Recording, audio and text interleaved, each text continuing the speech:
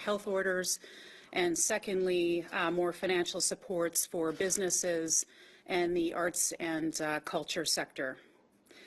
Last Friday, you'll recall that Minister Audrey Gordon and as well as Dr. Brent Roussin announced that the current public health orders would be extended until Tuesday, February 8th, to allow for additional time to confirm the trend in the COVID-19 data and its impact on the healthcare system.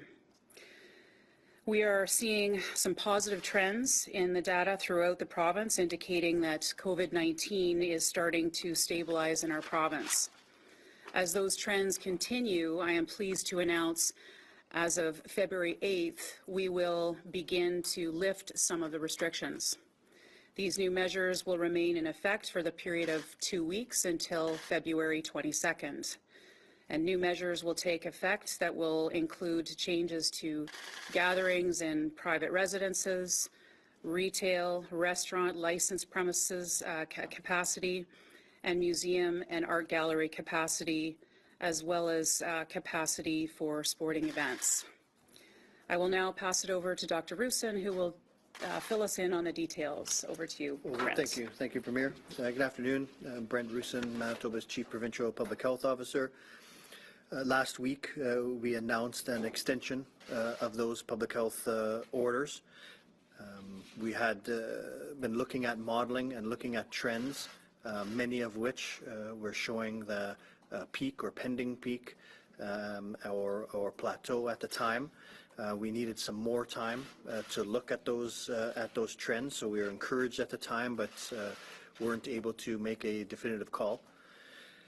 As this week has passed, we see that many of those indicators continue to be stable or trending in the right direction, and so we are getting a better understanding of where we are in this wave. So one of those factors that we look at, and one of the most important ones, is the strain on healthcare systems. So we look at hospital admissions, both hospital admissions and ICU admissions, those that are positive for COVID-19. So these have been very important indicators. We've broken those down in the past as infectious and those considered recovered or non-infectious at the time. But what we see is as we have widespread transmission of Omicron in the community, we see very significant numbers of people who are in hospital and test positive for COVID. So for public health, as we look at our need for restrictions and our path forward, it's really important for us to understand who's in hospital because of COVID, not in hospital incidentally related to COVID. And so it's we know that because Omicron is so widespread, we know that every person admitted to hospital is tested for Omicron. We're going to find people that were there for other reasons but happen to test positive for COVID. So when we look at hospitalizations, when we look at various ways of doing this through chart audits, we see that about 60% of those that we report that are admitted to hospital are there for reasons other than COVID. So those are people that are found to be incidentally positive for COVID. So they would be in hospital for these reasons with or without COVID. So we're looking at about 40% of those that we report in hospital are related to COVID. So this is still all those people need care. All those people that are admitted still put that strain on our healthcare providers, but it's important for us, public health looks at the need for restrictions, who is there for COVID, and so certainly we see that that split where in some days up to about 1/3 of them were there for COVID, and so it certainly helps inform our modeling and our path forward. So when we look at ICU admissions in the same manner, that is flipped over. We see that about 2/3 of people, or about 70% of people admitted to ICU, are there for COVID. So we see that trend, that the majority of people who are COVID positive in ICU are actually there for COVID, but about 1/3 are there for reasons other than their COVID infection. And so it's certainly relevant to the way we look at our numbers. When we look at those ICU numbers, again, it's very important to highlight the importance of vaccination. We see the benefits of vaccination still protecting against severe outcomes. And why we're really pushing our way forward continues to be vaccinating as many Manitobans as we can. So any Manitoban who's eligible for any of the dose, first, second, or third, please get that as soon as possible. So it's certainly been a while since we've been able to consider easing some of these public health restrictions, and so based on from what we're seeing and things like hospital admissions and case reports, looking at absenteeism rates from different sectors, we do see it's very likely that we've hit a peak in Manitoba for case generation. We still see in ICU some of that slowing trend, but still upwards. So we can move cautiously at this point. We all know that the public health measures were in place temporarily. They're always meant to be temporarily and meant to be in place for only as long and to the degree that they are required. So the place we're at right now, we are recommending that new public health orders take effect on Tuesday, February 8th. They will be in effect for 2 weeks. And so some of those details, so loosening restrictions on private gatherings with more people allowed to be together indoors and outdoors, again with differential rules based on vaccine status. Adjusting capacity limits at many public places. So we're going to maintain the proof of vaccine requirements at the places that they're required right now. We're going to maintain the 50% capacity limits where they are right now. What we're going to do is lift that maximum cap. We had many of these places capped at 250. We're going to remove that cap. So it's still going to be proof of vaccine wherever that was required in the past, still be 50% capacity wherever that was required in the past, but removing that cap of 250 people. We've had that liquor sales to stop at 10. We're going to extend that to 12 a.m. And as far as sports, we will allow tournaments again for indoor and outdoor sports and recreation. So over those 2 weeks, we're going to continue to monitor those trends. We know that the incubation period for Omicron is shorter, and so our previous duration of restrictions were based on a much longer incubation period. So we feel that the 2 weeks is going to give us a better picture of where we're at, and again, consider a path to a further loosening of the restrictions. We know these are only in place temporarily. So we still maintain the proof of vaccination requirements, but we continue to message to Manitobans the importance of receiving those vaccines as soon as you become eligible. So we know Manitobans have largely stepped up and followed these rules. The vast majority of Manitobans have done their part and gotten vaccinated. And we all know that our path forward must be one to continue to remove these public health orders over time, but in obviously a cautious manner. So again, because of what Manitobans have done, the actions Manitobans have taken, we're once again in this place to start loosening our public health restrictions. So thanks to all Manitobans for all of your hard work. Thanks to our healthcare workers who have given up so much during these tough times. And I'm going to pass it back to the Premier. Thank you very much, Dr. Roussin. And while today's announcement will be welcome news to many Manitobans, we recognize that many businesses will still be impacted by restrictions and will not be able to operate to their full capacity. And that's why today we are also announcing an expansion to the sector support program to help Manitoba businesses and arts and culture organizations through this challenging time. The expansion will provide a second payment to businesses that have been previously approved and affected by public health orders in place as of January 31st. Expand eligibility under the program to include event rentals, catering, and photographers, and extend the program intake period until February 28th of this year. Often described as the first to close and last to open, we recognize how difficult this time has been for Manitoba's vibrant arts and culture sector. We are also allocating $6 million in new funding to the Arts and Culture Sustainability Program to support organizations in this sector that are negatively impacted and affected by the COVID-19 public health order restrictions. Moving forward, we continue to consult with our public health officials and our stakeholders as we move through this pandemic and continue to learn to live with this virus. Assuming the COVID-19 data from Manitoba continues along the path that is projected, we will be in a position, hopefully, to further relax restrictions in the weeks and months ahead. Situation permitting and based off of what the data is telling us at the time, we will be looking to remove a significant amount of capacity limits and restrictions.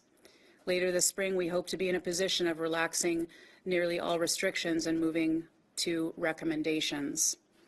I want to thank the over 87% of Manitobans 18 and older who have been immunized with at least 2 doses, and to those who made the choice to protect the nearly 70,000 Manitoba children with a dose of the vaccine. To date, our province has administered over 2.7 million doses of the vaccine.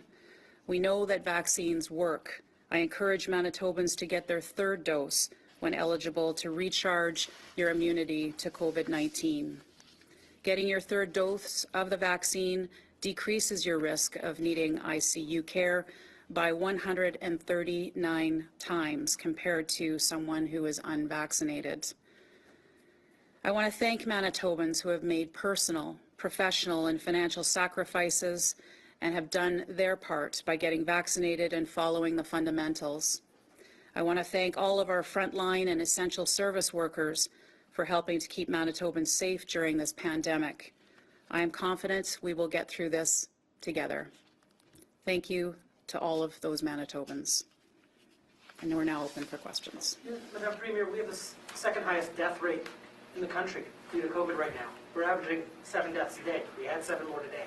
How do you reconcile that with what you just announced? So what I will say is that obviously we've been working with public health to see and look at ways that we can reduce the restrictions for those out there. I think people are ready to get back to some normalcy as part of their life. When it comes to deaths and how they're reported and in comparison to other provinces, I think we are looking, and I've asked for those numbers to see, and those comparisons across other provinces to see, are we comparing apples to apples when it comes to this? And so, we're obviously looking at that. And, but to all those Manitobans, we know this has been an incredibly difficult time. We know that there has been a loss of loved ones. And what I would say is as well to Manitobans, that we will get through this together. It is a very challenging time. What we want to do is ensure, though, that all Manitobans will be able to have the access to health care outside of just COVID, but other things as well. And we're obviously concerned about those who are suffering from mental health and other issues out there that we need to focus on as well. So what do you say to the elderly, disabled, and immunocompromised Manitobans who are living in fear right now? Those are the ones living in fear, not the general society. That they continue to see this widespread Omicron spread. They continue to see, yes, it is milder on an individual basis, but you can, even if you talk to medical experts, they say we're underestimating COVID deaths, not overestimating them as you just implied. What do you say to the families and people who are disabled, immunocompromised, and elderly? What I would say first and foremost is get vaccinated and make sure you're fully up to being vaccinated, and you get the extra dose, the 3rd dose as well. I think that, obviously these are very, very challenging times. We don't want people to be living in fear. What we want to do is create an environment here that Manitobans don't have to live in fear. So you're suggesting those people aren't vaccinated? Is that what you're saying? No, to the extent that they're not, then they should be, but I believe that most of them are. But to their families and loved ones who may not be, to those people as well, to encourage as many Manitobans to get vaccinated as possible. I understand the vaccination messaging that you often go to. I appreciate that. It's an important message. But I can ask you one last time. What do you have to say to vaccinated people who are immunocompromised, elderly, or disabled? I would say that we've had, restrictions in place to try and help, with our hospital system. I think what we're seeing, and I'll ask Brent to maybe comment on this in terms of the number of people in hospital, the hospitalization numbers and ICU numbers that we've seen, plateau. And I think that, that's what the restrictions were in place for. As we're starting to see the movement towards the trend that we are, I think we're in a position to be able to reduce those restrictions so people can get back to living their lives. How much of this was demanded by businesses? And I'm talking specifically about the removal of the 250-person cap. We're now going to see thousands of people in large venues like downtown hockey arena and some casinos potentially. Is that not an additional risk? And who asked for that cap to be lifted? So what I would say is that certainly we are listening to those in the business community. You recall 3-4 weeks ago when we extended the orders then, and we extended it another week. Businesses are constantly reaching out and giving us their perspective. It's why we've announced further supports for some of those businesses today. With respect to the orders that are before us today, I'll ask Brent as well to comment on these. These are things that we work together with public health on. Yeah, and so this follows our typical approach to as when we were loosening restrictions, we loosened them in the reverse order of what we put them on. So we added these restrictions late, and you'll see, and then those were the first now to be removed. So it's pretty standard approach that we've had for our cautious loosening of restrictions over time. And despite the, all the evidence we've seen is that if you're fully vaccinated and you're not immunocompromised, the chance of having very severe outcomes from Omicron is quite low. But if you have a large crowd, you will get immunocompromised and people at risk in that crowd. Are you comfortable with allowing thousands of people in an area, even if they have to be fully vaccinated? So, the risk will never be zero, right? So people who are living with immune compromise, with severe medical conditions, they've always been at risk of many different things. They've been at risk every respiratory virus season as well, and if we see another variant or who knows what COVID will do next respiratory virus season. People who are in those conditions are unfortunately at increased risk.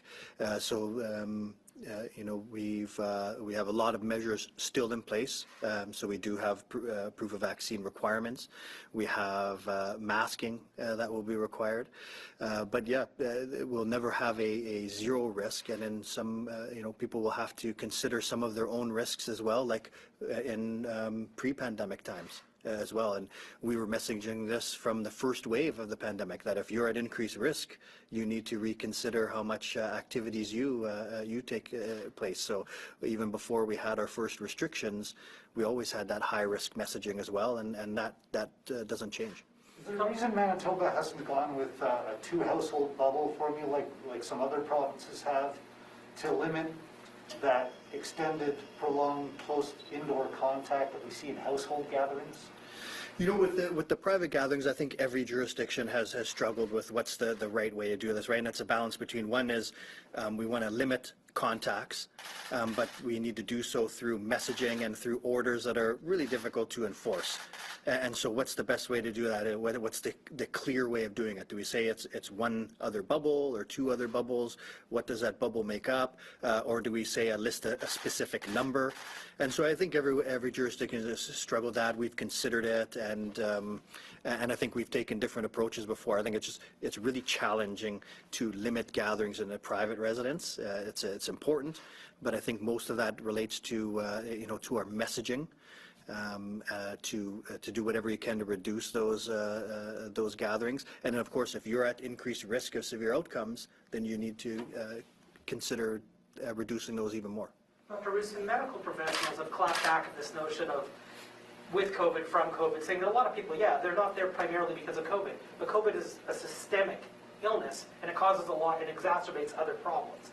They also say that there's a lot of people not getting medical care right now for all variety of reasons in the health system because there is so many COVID infections, even the ones that we classify as strictly COVID. So I know you're not from the shared health system side here, but what do you say to those doctors that say that really we're still really struggling in the healthcare system? Well, I think there's certainly strain in the healthcare system for lots of reasons, right? As we've seen absenteeism, we've seen the strain over 2 years. There's backlogs and things. So I mean, there's no doubt there is that strain. Do we use public health restrictions and remove liberties solely based on that strain? If the strain isn't entirely based on directly related to COVID. These are kind of those balancing the challenge we have. So when you talk about the roughly 60% of the hospital admissions that we announce each day, if they would be there either way, they're there regardless of COVID, they just happen to have COVID, it's certainly not irrelevant. It's certainly relevant to how we consider moving forward with our restrictions, but no doubt is that in any way saying to depict that there isn't a strain on the system, but it's certainly relevant to us that 60% of the people there would be there regardless of COVID. So when we're looking at our restrictions, it's something we need to consider, but absolutely the message is not to say that there isn't a strain on the healthcare system. There's lots of reasons for that. Premier, since you were appointed Premier, have you gone to visit a hospital yourself, an ER, an ICU to see it yourself firsthand? Trying to think if I have been in. I guess not since I've been Premier. No, I haven't. Why not? I think it's out of respect for for the public health orders and not wanting to be in a position where I'm going in and potentially infecting further. I think we're certainly in discussions, and I rely on our Minister of Health. To reach out in those circumstances. I certainly am not opposed to going and doing that. It's basically been out of an abundance of caution, I would say. Premier, in mid-December, we had about $381 million left in contingency for COVID-related things. I know that we've spent 22 on more business supports, and I'm guessing that's what you're matching today. So how much is left, and why not offer more to buy us some more time?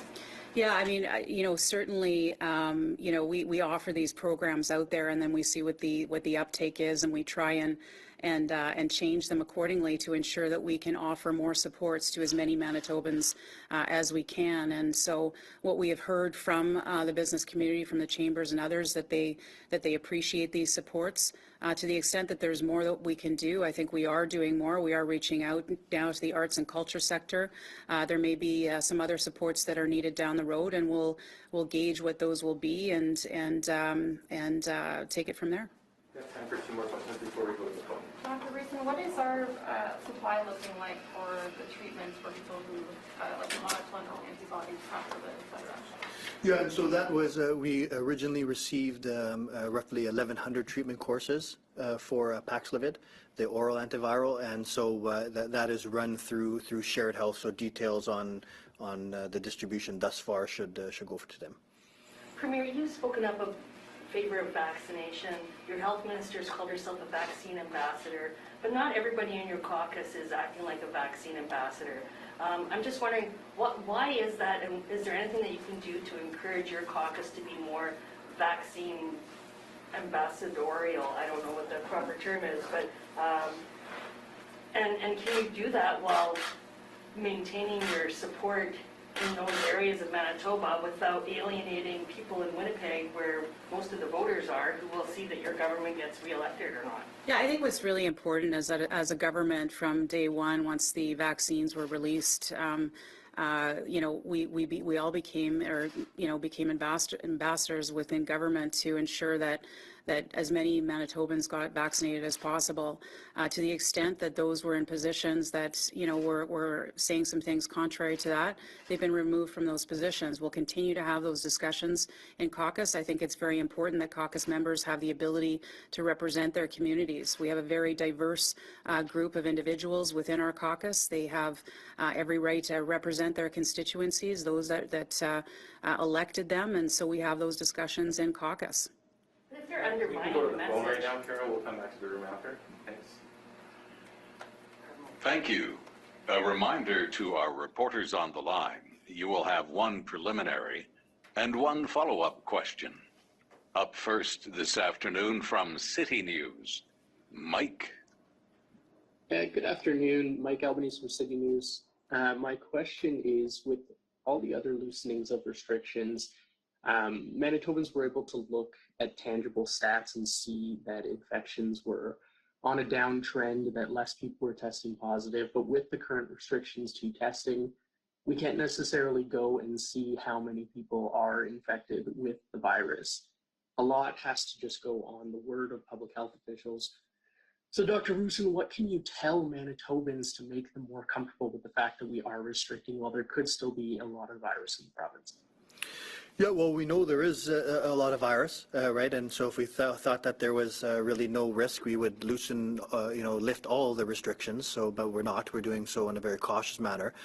We presented modeling last week that shows where that peak likely has been, and the path forward. We redid those models, and they show us the same thing this week, that we've very likely peaked in cases, very likely peaked in hospital admissions, and are either peaking or peaking soon regarding admissions to ICU. We look at industries or sectors where there is much more frequent testing, and look at absenteeism rates and their test rates, and we see those are all showing us a peak a week or two ago.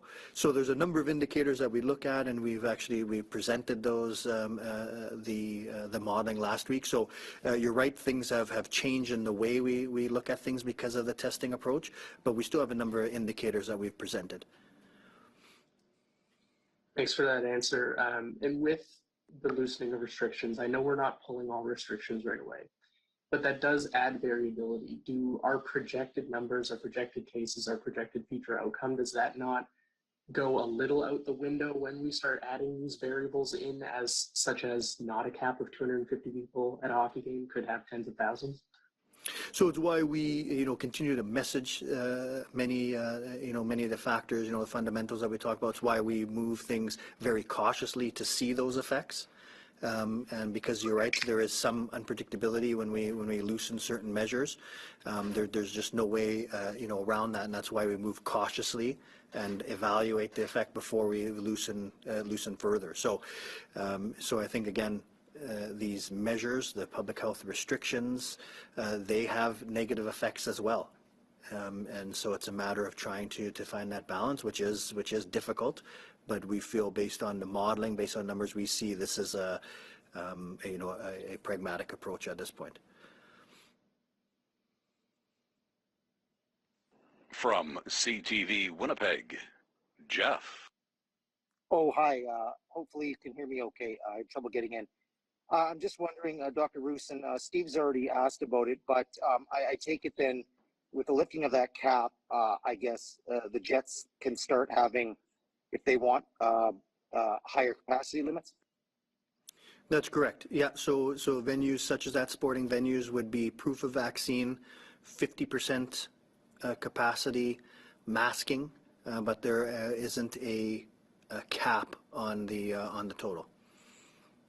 Okay, and both yourself and the Premier have alluded to this, but do you have a timeline mapped out, after the next 2 weeks, of, like other provinces have done, like, here are some key dates for when we're going to start to loosen other restrictions? Do you have kind of a map? Well, certainly it's a thing that we're always discussing, the short-term and medium and long-term approaches to things. So we don't have specific dates, and it's really challenging to come up with specific dates. I think the message is that, given where we are right now, if we don't see anything unexpected, that we're looking at a restriction-free Manitoba by spring. From CHVN, Taylor. Hi, good afternoon. I'm looking at the health orders here, and I see that for places of worship, there was quite a big jump in how many people could attend, particularly without proof of vaccination requirements. Can you tell me a little bit more about why you decided to do this? Well, so this is referring to the Yeah. So we have in place of worship right now, there's a 50% capacity with no cap, similar to other places. They had a 25% capacity, or 25 people, although they could get to 250 people if they cohorted. So at this measure, we just loosen that, remove the cohort requirement. So it's 25% capacity or 250, whichever's lower, but not the need to cohort. Thanks. And when you were making these orders, what did you hear from religious leaders about this? Yeah, so with public health, again, when we are loosening restrictions, we sort of just go in the the reverse order of them coming in. So this is a very modest loosening of these restrictions. So public health hasn't engaged with religious leaders at this point. This is all about a cautious reopening when we're just seeing our numbers starting to plateau. So we only felt a very cautious reopening at this point was warranted. As well, obviously, we have a ministerial working group that works very closely with stakeholders in the community, including our faith-based community as well. So we're in constant contact with them about the orders as well. They reach out from time to time. We reach out to them, and we, as we do with all stakeholders. From CJOB, Skylar. Hi, guys. I know I asked you, Dr. Roussin, about this last week. Just looking for a little more context to some of these hospitalization numbers. I know we have, around 1,500 medical beds in the province. Maybe a couple hundred of them were open last week, if that. And of course, now you're providing the, with or because of type data. But in terms of context, where does this, compare to, say, like 2019, 2018, when the hospitals were filling up slightly because of the flu. Obviously, we're seeing way more deaths because of COVID-19. But just trying to put that hospital situation into a little more context for people. Yeah, and so, I mean, it's a good question. I think I'm going to let Shared Health answer any details of that. There's a lot of context that we have to put into place now. There's staffing issues right now that we didn't have, say, in 2018. There are issues on delayed surgeries and things of that. So it's not going to be essentially an apples to apples comparison on how many people were admitted this time in 2018 compared to right now. But the details of that I'll allow Shared Health to answer. Okay, I appreciate that. And just as my follow-up, we're looking at potentially a restriction-free Manitoba in just 2 or 3 months' time. A lot of people may not be comfortable with that, but it is the beginning of this clawing back of restriction kind of ushering in an era where folks who are immunocompromised, are elderly, are at higher risk of some severe outcomes, need to take that responsibility into their own hands, and it's not being put on the general public with broader orders. Is that kind of the era we're going into now? Well, I mean, I think that's our pre-pandemic era, right? We faced many health challenges pre-pandemic. We unfortunately saw many deaths and severe outcomes every respiratory virus season, and the majority of those occurred in unvaccinated people and as well as people with many underlying conditions, those who are older, those who are immune compromised. So, when speaking about this, you never want to downplay the tragedy of all of these events. But moving forward, we do have to find ways out of these public health restrictions, because we know we're always going to have challenges on some of the sickest Manitobans, and so we definitely need to find ways to protect them, but it can't be to restrict the entire population forever. We've been at this for 2 years. At some point, we have to find a way out of that.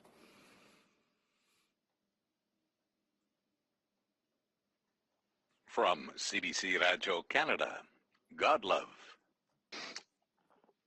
Yes, good afternoon. Good afternoon. I just want to raise a concern about the truckers with the Premier, because we know the truckers are coming back. There was a legislative assistant who was expelled because of his support to the truckers. And now those truckers are planning to have a sitting in front of the Winnipeg legislature. Hello? Yes, we can hear you. Yeah, so they're planning to have a sitting in front of the Winnipeg legislature as from Friday until you relax restrictions. What will you do, Premier, please? Obviously, we want to ensure that everyone is safe, and I know that on the legislative grounds that Justice will ensure that there's proper security in place to ensure the safety of all of those individuals on the ground. I do want to say that to our truckers, they have allowed us to be able to live through this pandemic. They have allowed the supply chain to continue and have supplied us with our food and our clothing to wear, and so I think we should thank them as essential service workers for what they do. I did send out a letter last week, I guess, just explaining, where I felt on many of these issues. I am concerned about the mandate that the Prime Minister put in place because I am concerned about supply chain issues and inflationary issues. We had a different approach in Manitoba when it came to, our provincial employees, where we looked at either get vaccinated or get tested.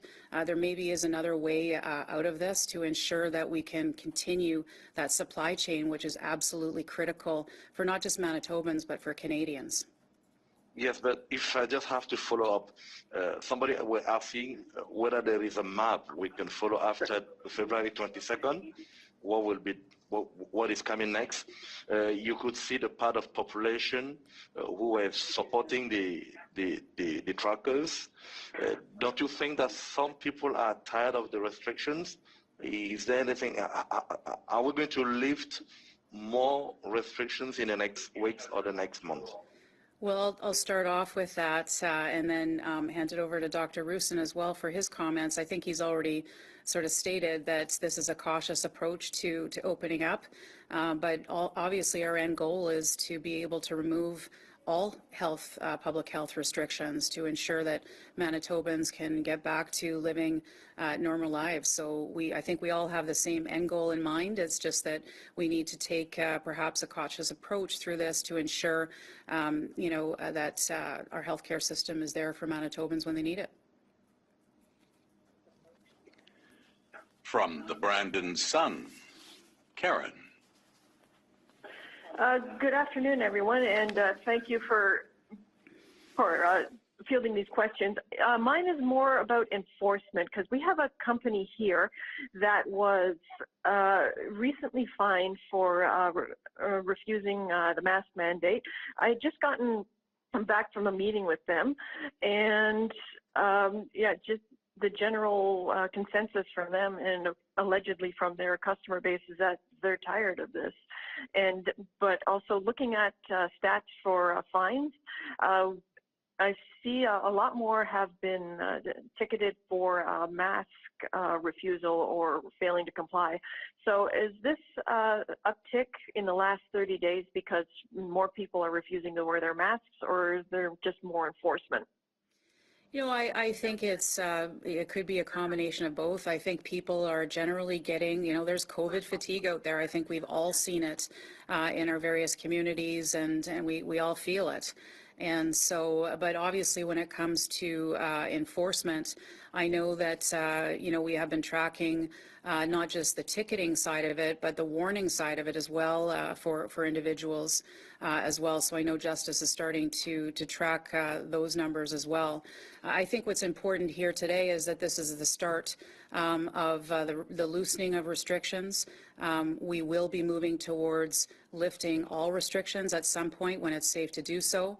And I think that what we're asking for Manitobans is just for patience through this. Everyone's tired of the restrictions. Everyone's tired of COVID. But we need to ensure that we also take that balanced approach where it comes to, making sure that we are protecting our hospital system, but also ensuring that Manitobans can live their lives. Okay, thank you for that. And for my follow-up, just related to that, a lot of people have been asking a lot of questions. It's been more than 2 years. A lot of money has been poured into restrictions and funding for supports. They would like to know why there hasn't there exactly how much investment has been made for shoring up the healthcare system. Yeah, well, every year we have increased the budget for healthcare. We have put special supports in place through the COVID pandemic as well, and will continue to do so. Obviously, we have a challenge with surgical and diagnostic backlogs. We have set up a task force to develop a plan to get us through that.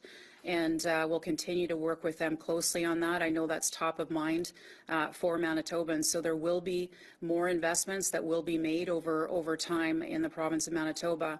On Friday, our Council of Federation is getting together and meeting about this very issue with respect to the Canada Health Transfer.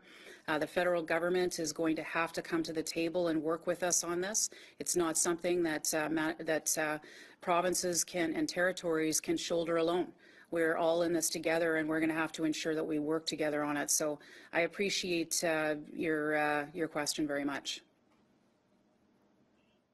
We now return to the news conference theater. Following up on questions in the room. Thank you.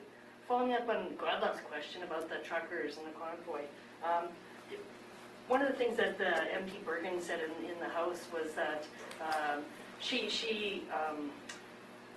said that the toppling of the statues and the defacing of the statues on Canada here, she said that was equivalent to the protesters who were waving Nazi flags and desecrating the war memorial. I'm just wondering, do you think that that is a fair equivalency to compare what happened on Canada Day here with statues and angry protesters over the deaths, the graves that were found at residential schools, with the scenes of the symbols of hate that we saw on display out here in front of the building and in Ottawa with the convoy protests? Well, we certainly understand, with residential schools, the hardships that First Nations have gone through, and we want to work with them through reconciliation and ensure that we're helping them get through this very difficult time. I don't condone any kind of violent behavior anywhere at any time. And I don't think, and I believe at the time there were some First Nations leaders who came out and said, that we don't condone, the behavior of what happened there. And so, I would agree with that, but there's no question that we need to work very closely with Indigenous communities to help them heal through these very difficult times. And that is, of course, a priority that I have mentioned in our throne speech. I mentioned it in my inaugural address when I became Premier. Reconciliation is a priority for our government. That wasn't a question. Do you consider it equivalent to topple a colonial figure statue with showing a Nazi flag? And I'll say it again, I don't condone any violent behavior anywhere. I don't think it's right. Madam Premier, with respect. Do you see its equivalent? I do not condone any violent behavior. What's worse, though? Is one worse than the other, do you think? I believe that question was asked. I've answered that A question. different question, Dr. Roussin or Madam Premier, when you had this plan to relax restrictions on Tuesday, what response did you get from Perry Gray and the various specialty leads in the health system? Well, we have frequent discussions. Dr. Gray is part of an incident command structure as well, so we have various discussions, about our approach, about their planning, and so we don't, discuss necessarily the details of the response, and they're varied. Well, it's not a big detail I'm asking for. Did you get a thumbs up, a neutral, a thumbs down? Like, what was the general tone? Well, it's not as simple as that, right? There's various restrictions at various levels. We look at various scenarios with the modeling, and we take in a number of considerations, right? So their responsibility is for the acute care system and the capacity within there. We have a much broader responsibility to the overall health of Manitobans and things. So it's not as simple as just thumbs up or thumbs down. What happens a year from now? If we look at we won't really get a real picture of this till we see excess death numbers through StatsCan well into 2023. So a year from now, are you confident that the approach you're taking right now is the right approach, knowing that we will see excess death numbers next year? Well, you know what, we have to work with the numbers in front of us.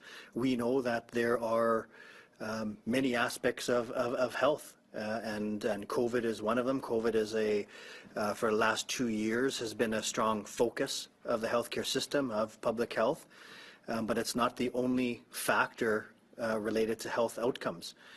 So when we look at the risk of COVID and talk about restrictions, we really can't do that thoroughly without looking at thoroughly what the harms related to the restrictions were. And so these are very challenging things. So I know that looking back in retrospect is going to be a lot easier than having to deal with it in real time. With small businesses on the changes to capacity, because if everybody's still at 50%, but you lift the 250 maximum, that really benefits big venues. And small venues really haven't changed if you're a licensed premises or your bar, restaurant, that sort of thing. So yeah, what has changed there is actually moving from 10 o'clock to midnight to allow them to be open longer as well. We recognize obviously that there are some hardships with those restaurants and the bars and those businesses, and obviously that's why we're introducing further supports for them today. We recognize that these are challenging times. Premier, Thank you very much, folks. Did you forget about Thank you, Kara. the not disclosing the disposal of your assets? You were housing minister in 2019, and last week when we asked, you had declared them as assets, and then after they were sold, there was no disclosure or statement filed saying that you had disposed of them. You were housing minister at the time, and Manitoba Housing, there were plans to devolve Manitoba Housing. Like, can you explain how there would be an oversight, like how you can forget about $30 million worth of assets being sold? Well, first of all, Manitoba Housing has nothing to do with this, but secondly, I did disclose the disposition of those assets. So they were disposed of, and they were declared in my conflict of interest forms. The next conflict of interest form that came about in my and disclosed as well in my meeting with the conflict of interest commissioner.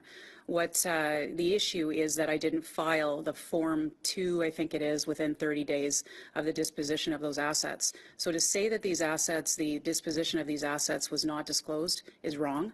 It was. It wasn't in the clerk's They were. office. It wasn't in the clerk's office. It is. It is in my conflict of interest forms, and It is now. It wasn't for 2 years. No, it was. It was absolutely.